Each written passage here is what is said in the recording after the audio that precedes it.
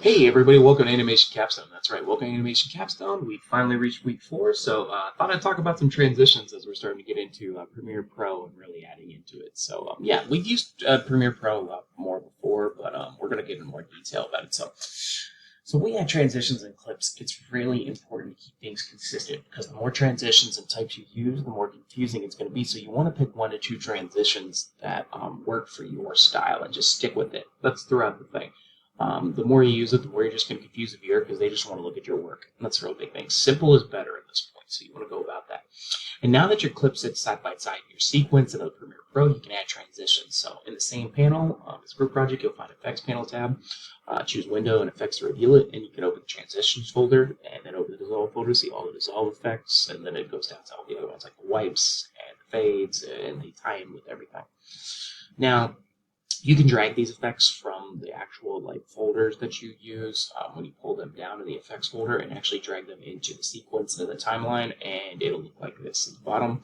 And you can actually see it pop up in a little gray box in between to showcase where it's at in transition. And you can have fun experimenting with these effects, like dissolve effects, adjacents, dip to black, dip to white. Go through and have fun, but find the ones that fit for you and stay consistent. That's really the big deal. Crossfades work really well. In order to pull those off, you need to make sure that 2 audio clips are adjacent, that both are trimmed. In order to do one of the following, you just have to add the audio transition, make the current time indicator to the edit point between the clips, and choose a sequence.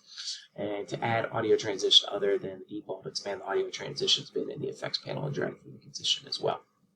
Another thing you can do is also fade in and fade out, and you just make sure the audio track is expanded in the timeline panel, and then click the triangle to the left of the track name to expand the audio tracks that you want to crossfade, and then fade into the clip's audio as well, and drag an audio transition from the effects panel to the timeline. So much like what you're doing with the regular transitions, you can do the same thing with audio transitions as well. And that's going to be huge because what you want to do is you want to fade into at the beginning with the music, and then you also want to fade out at the end. So that way it doesn't abruptly start and abruptly end, and you don't scare your viewer. That's not a good thing as well.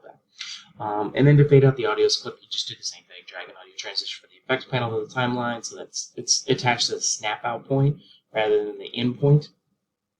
And then you can select apply transition to the timeline, then the effects control panel. Much like you did with the in point, you're going to do the same thing with the out point.